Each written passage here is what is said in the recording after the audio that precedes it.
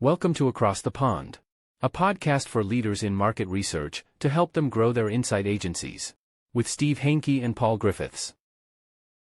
Well, welcome back, everybody. Welcome to Across the Pond, podcast on how to grow your insights agency. I am one of your hosts, Steve Henke with Harpeth Marketing. Hello, and I'm the other of your hosts. I'm Paul Griffiths, and I'm from Client Advocates. And today we have got a rip-roaring topic. I'm really excited about talking about this. It's how to get more value from your existing clients and your key accounts. I know I spend a lot of time with clients talking about this.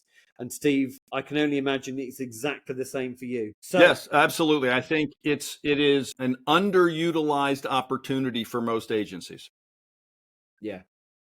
And I think particularly in the current environment where new business is tough because clients and end clients are risk adverse and time poor and don't have necessarily the bandwidth to explore and engage with new partners and new suppliers and new vendors. Actually, for an agency perspective, growth, getting it from your existing clients is kind of a key part of your sales and marketing and your commercial strategies. So we've got 20 minutes as ever. Let's dig in. That sounds right. And we're a minute, 28 seconds into it. So you start, Paul, and I'll jump in. Fine. So look, how to get more value from your existing clients and key accounts. The first thing to do is actually have a list of your key accounts and your key clients and actually, put that together and think about that and go, gosh, we have got some meaningful client relationships. Gosh, we have got a budget and a revenue target against those individuals. And you know what? It might be in our benefit to do something about getting the money from those clients and those key accounts. So that's my first view is kind of too often agencies don't really have a strategy for their key accounts and their existing clients. I won't argue with that. And can I layer something on top of that? Yes.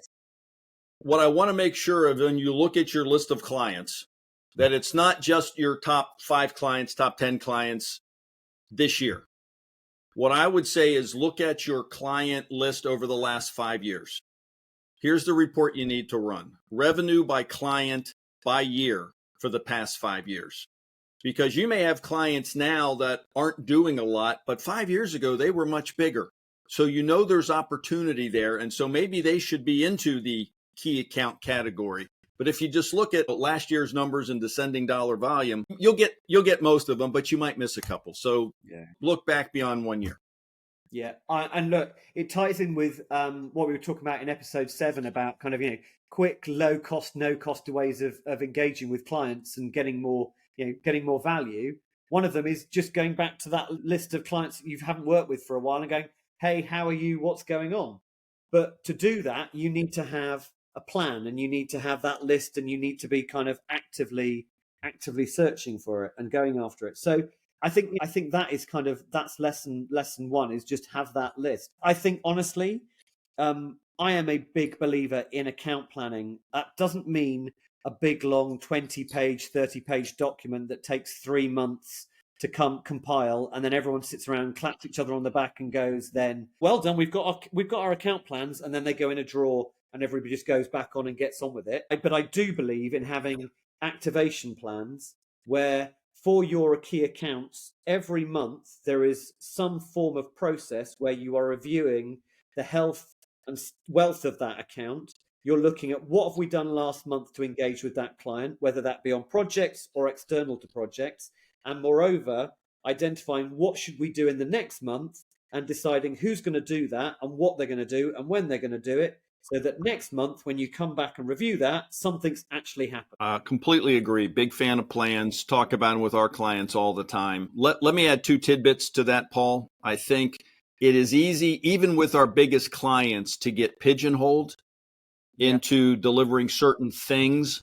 So let's make sure that as you're looking at your account plan for, let's say, the remainder of 2025, that you're looking beyond just the one contact you're working with now or the one brand you're working with now. Make sure you understand the full scope of all the different brands, all the different opportunities within an organization, because you may think you have a big piece of the pie when in fact you don't. And so you need to make sure you're talking to your good contacts about all of the opportunities beyond what you're currently doing. Yep. You said there was another tidbit. You said there was two. I'm sorry. Well, I look at two things. Look not just at other opportunities, other brands, for example, but make sure you expand your reach in terms of the people that you talk to. Right. Sometimes we tend to get pigeonholed with our key contacts as well. Yeah. And we need to understand who else is in the department, who's in the other brand departments, things like that. So we just expand our reach within those organizations. Yeah. Yeah. I mean, smart point. I mean, I think one of the most exciting things about account planning is identifying white space. And I know people feel really worried and nervous about this because I've seen it happen. You do an account plan and you go, well, what about this area over here? And it goes, oh, no, they don't spend any money over there. And you go, well, how do you know that? Oh, well, because we've never spoken to anyone over there. Now that's not a negative. That's a positive. That is an opportunity. Part of that account planning process of identifying what that white space is really, really important. There are lots of resources out there to be able to track individuals within that white space. You just go onto LinkedIn, or if you've got LinkedIn Sales Navigator, that is a really effective tool for identifying bits of the businesses that you work with where you don't currently work. So there is some other resources out there you can use to find some of that white space. And to your point, Steve, you might have contact with 2 or 3 people in an organization, but it's all right to have 4 or 5 people you don't talk to. And part of the planning process is, what do we now do to get in front of those people? Which brings me on to the third thing that I'm really, really keen about with account planning, other than actually having it and doing it on a regular basis. There are essentially, I think, 3 ways you can build a key account relationship in terms of how you can grow. One is upsell. So that's sell the same individual more of the same thing that you've already done. There is cross-sell, and this is your pigeonholing point. It's making sure that people are aware of, well, you know what, we did some brand tracking work with you, but did you know we do NPD, or did you know we do pre-ad testing, or whatever else it is? So that's cross-selling. It's selling the same individual different things. And then the third point, and this is where the white space comes into, and actually we touched on it in episode 7, it's ask for referrals. Ask for introductions into the bits of the business you don't know about. So you've just done you've just done some work with the head of insight in one bit of the business. You've identified there's another geography or another set area where we think they work. We found some people on LinkedIn that have got job titles that look right. Can you ask your client for an introduction or referral into that group of people there to start the conversation? And if you've already done work for this individual and they like you, they are more likely to give you that referral, and more likely to put in a good word for you and your agency while you do it. That's the third thing, is kind of think of either, is it an upsell, a cross-sell, and a referral? And a good account plan will be looking for opportunities to do all of those 3.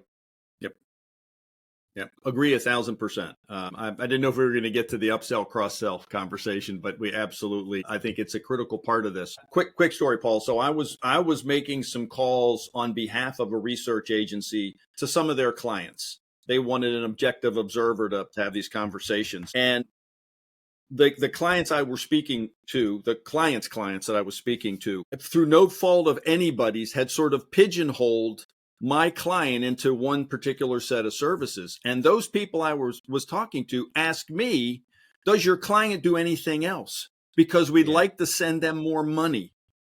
And it was the whole idea of this white space, right? The gap analysis, whatever you want to call it. But there was this opportunity that for some reason neither party had broached the subject, but it was just sitting there waiting because they had such a good reputation for what they were doing. The end user was willing to expand the relationship. Somebody needed to ask. That's all it is. Yeah. Okay. No, and I've had similar examples. There was an agency I do some work with recently. They were doing brand tracking for a client. The client loved them, thought the brand tracking was excellent. I was having an objective third-party client advocacy conversation about what else could they do. This client said to me, we love the brand tracking. Isn't it a shame this agency doesn't do any qual work around NPD? And I was able to say, well, actually, I think they probably do. Let me just go back and check, and I can put you in touch with them and maybe connect them.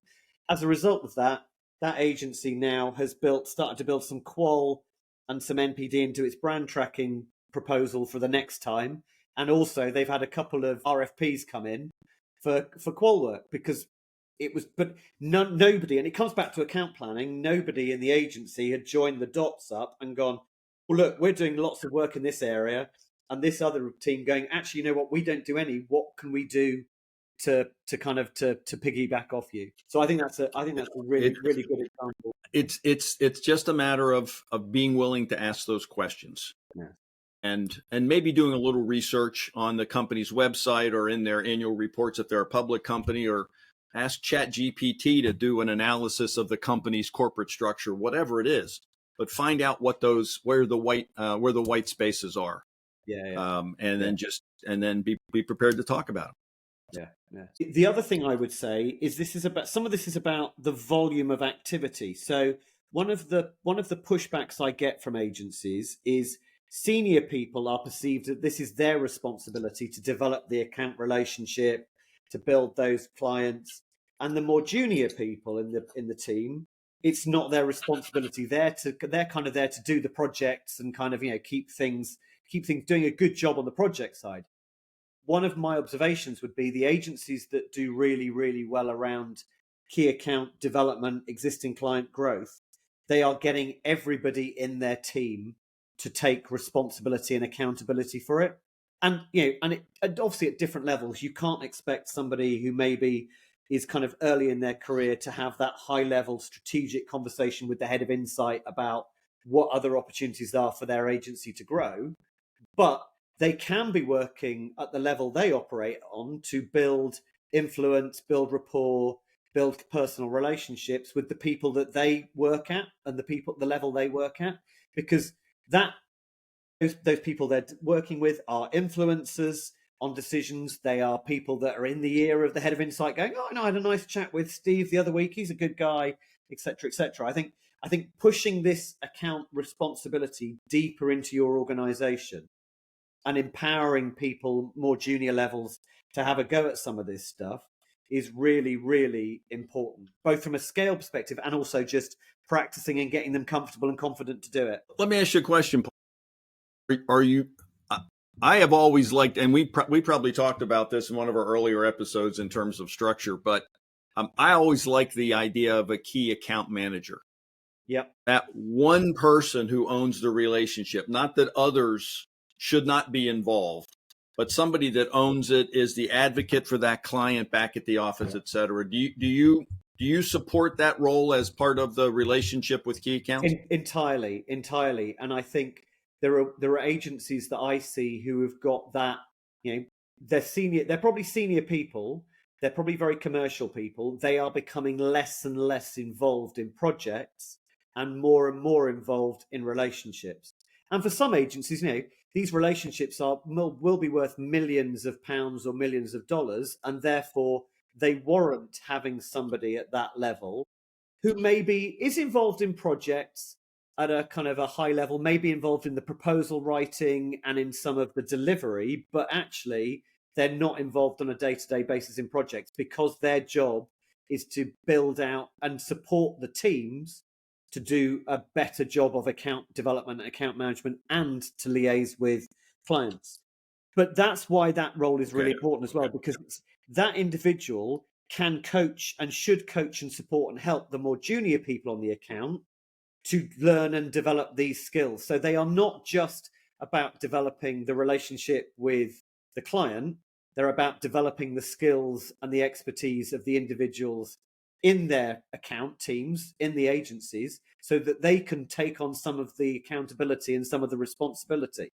Because if you're really, really good at this, these accounts will grow exponentially, and you need multiple people to engage and to work on them. You can't have one person looking after a £10 million account, which some of my clients have those scale of accounts. So yes, absolutely. An account director or an account manager, I think, is really, really important. I know of some research agencies that have a very good relationship with key accounts and actually put one of their employees in the office of the client.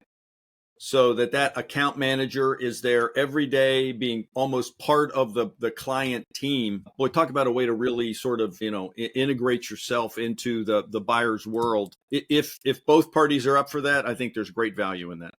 I agree. I used to do it when I was back in the day, back in a million years ago, when I was in agencies and responsible for client relationships. One of my key criteria every year was to try and get one of my team embedded. I wouldn't do it. I wasn't a good enough researcher. But getting one of my team in those businesses embedded, either on a periodic basis, they'll come in one day a week, or a couple of days a month, or actually, you know what, sometimes going to my client, look, I know you've got a resource crunch. Can I put one of my guys in as a secondment to you, and they'll do 2 months in with you to get you over a particular resource crunch? I can do you a deal on the kind of the exec rate that you're going to get for that 2 months, because I've got a member of my team deeply, deeply embedded in your account and understanding everything about your business. And I can see that there's commercial value for me there, but it's also a win for you because you've got out the resource crunch. So yes, I think anything you can do to embed members of your team, members of the account into your client, whether that be physically or virtually, I think is really, really, really kind of a key, a good point of growth. Can I throw out a few quick ideas?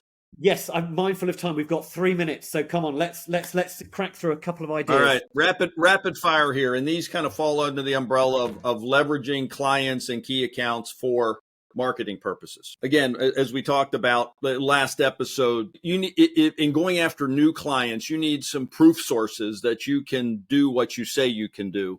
Nothing is better for that than case studies. And certainly attributed case studies are more powerful than unattributed, but they're still powerful as a way to, hey, here's proof. Here's a project we did. Here was the problem. Here's the client. Here's the problem they had. Here was our recommendation. Here were the results. Yep. Almost a clinical dissection of a project. I think very powerful, and particularly if it's with large clients, brand name clients. Yes. The other way to leverage those relationships for marketing purposes are to co-present somewhere with your key accounts, whether it's at a conference or even if it's a webinar. So imagine you are co-presenting on trends in the automotive industry with somebody from Ford Motor Company, right? Everybody else in the automotive industry is going to want to sit in on that webinar. Talk about building a bigger audience, but also credibility for yourself. I think that the other one is to write a blog post about them. And again, not ask them how wonderful you are, but to say, what are, in the Ford case, what are the trends in research in the automotive industry for 2025? Everybody in that automotive industry is going to want to read that blog post. So it gets increased exposure for you. It strokes the ego of your client a little bit, never a bad thing. But it brings also much greater value to whoever is reading that blog post. So don't be shy about asking your good clients, key and otherwise, for those sorts of favors. In most cases, they're going to be willing to help. Yeah. And I think just to top this out, because I'm mindful of time, I think what we're trying to do with account planning and getting more value from existing clients is transitioning from being project focused, which is what research is generally, to being relationship focused. And everything I think we've talked about here today, Steve's ideas around marketing and getting case studies, my ideas about engagement, putting people embedded, whatever it might be. This is all about shifting your agency client relationship from being, you've just sold the project, we do the project, we get out, and then we worry about the next project, to actually, we've got a relationship here. And this is about us building long-term value through us supporting, helping and serving you, not just on projects, but in between the projects. It's that phrase I love. It's the value is in the gaps between the projects. I love that. That's kind of that. I think that's where account management really comes through. You mentioned earlier, Paul, from a revenue perspective, you can cross-sell, you can upsell, but I think the third is you can sell over a longer period of time. And the only thing that allows you to get there is those relationships. So you hit the nail on the head, my friend. Brilliant. Right, we're out of time. Thank you for that, Steve. Next episode, we are talking about the value of events and how you can get really great super ROI out of events. So dial into that one whenever it's released into the interverse. In the meantime, thank you for listening. Steve, thank you for your wisdom and input as ever. And yeah, we'll see you all next time round, I guess. Paul, thank you, my friend. As always, good chatting with you. All everybody that's listening in, thanks for being with us. Glad you're on this journey with us. We sure are enjoying it, and we'll see you online soon. Thanks. Cheers. Thanks for watching and listening to Across the Pond. Get in touch with Paul at clientadvocates.co.uk and Steve at harpethmarketing.com. Look forward to seeing you next time.